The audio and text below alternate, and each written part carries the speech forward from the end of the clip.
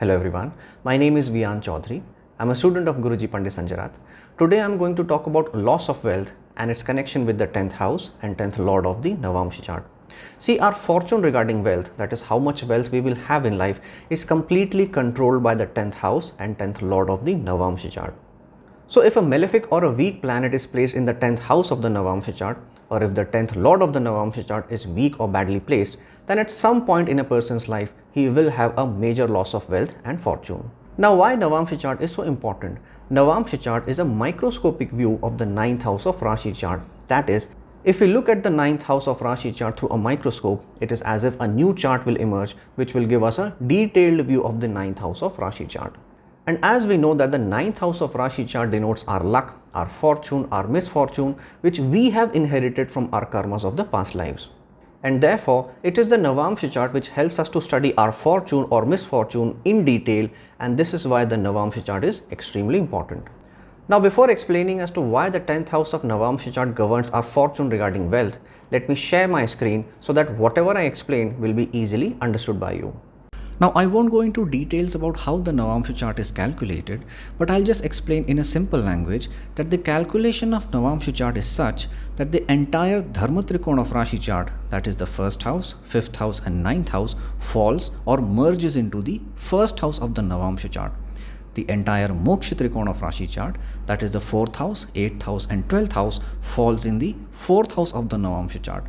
The entire Kama Trikona of Rashi chart, that is the 3rd house, 7th house and 11th house, merges into the 7th house of the Navamsha chart, and the entire Artha Trikona of Rashi chart, that is the 2nd house, 6th house and 10th house, falls in the 10th house of the Navamsha chart.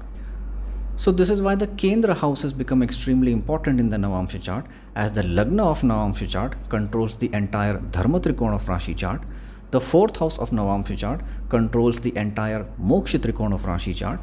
The 7th house of Navamsha chart controls the entire Kama Trikona of Rashi chart, and the 10th house of Navamsha chart controls the entire Artha Trikona of Rashi chart.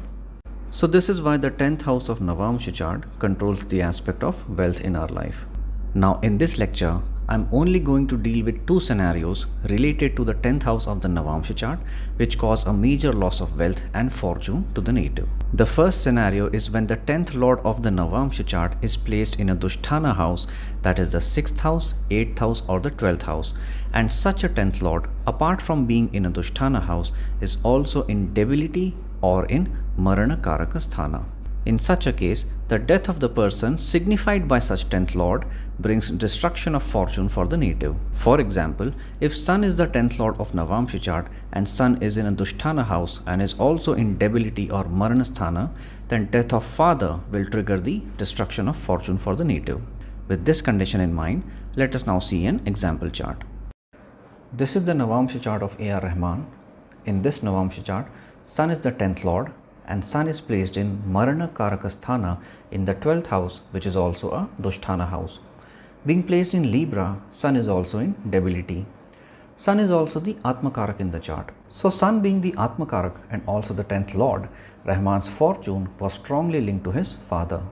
But as this 10th lord Sun is in a terrible state by not only being in a Dusthana house but also in Maranasthana and in debility, therefore when Rahman's father passed away, he and his family suffered severe financial crisis where a 10-year-old Rahman had to discontinue going to school and work full-time to support his family. And because this 10th lord Sun is his Atmakarak, that is the planet signifying his soul, Rahman felt this debility and Marana, that is death-like suffering at soul level. See, whatever is the state or dignity of a planet in your chart, that is exactly what you go through and feel in your life. Now in the Navamsha chart of Rahman, there was a saving grace in form of Jupiter conjoining this terribly weak 10th lord Sun. And the blessing of Jupiter generally comes in the form of a guru or a teacher, and in Rahman's case, it came in form of a saintly man who was a Sufi saint. And the help and guidance from the saint became very crucial for Rahman in uplifting himself from the state of debility he was seeing in life.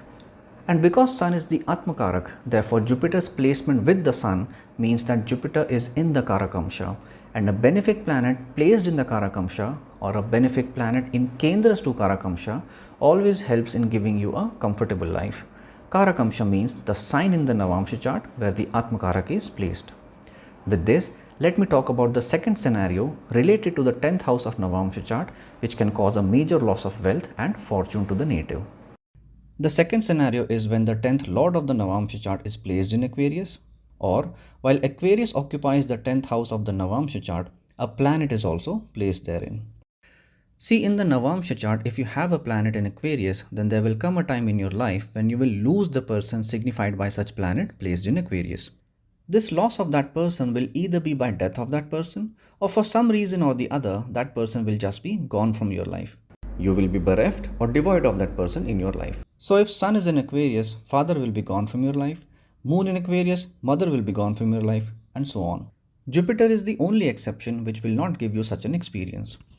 So as Aquarius in the Navamsha chart is signifying loss of a person, then if the 10th lord of the Navamsha chart is placed in Aquarius, or if Aquarius is in the 10th house and a planet is also placed therein, then the presence of the person signified by such planet will be the reason for your major wealth and fortune, and when loss of that person happens in your life, you will also lose that portion of wealth and fortune which was linked to that person. Now I have two example charts to further explain this scenario. This is the Navamsha chart of a client of mine.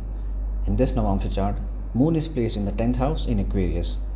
The mother of this person was the sole earning member of the family, and she was a top ranking government official. So the native had all the comforts and perks of life which a family of a top bureaucrat could have. But at a certain point in his life, the native's mother passed away, and because of red tapeism, even the provident fund money was not released. The native could not do his graduation in his desired field because of lack of funds, and because all the fortune and wealth linked to the mother was going to get lost, the mother somehow had not done any planning for her son in case she passed away. It was also an untimely death of the mother. So with all the comforts linked to the mother gone, the native had a major loss of comforts of life and finance for about 5 years until he got a job and eventually got married. With this, let us move on to the next chart. This is the Navamsha chart of a person I know. The 10th lord of the Navamsha chart is Sun, and Sun is placed in Aquarius. In this case, the father of the native was the reason behind the native enjoying a lot of comforts of life, and when the father was gone from his life, that portion of wealth from father and even the paternal wealth and all the comforts of life linked to the father was also gone. So this was my lecture on loss of wealth and its connection with the 10th house of Navamsha chart. If you like this lecture, you may give it a thumbs up. If you'd like to see more of such lectures, you may subscribe to my channel. And for consultations, you may visit my website www.viyaanastrologist.com. Thank you.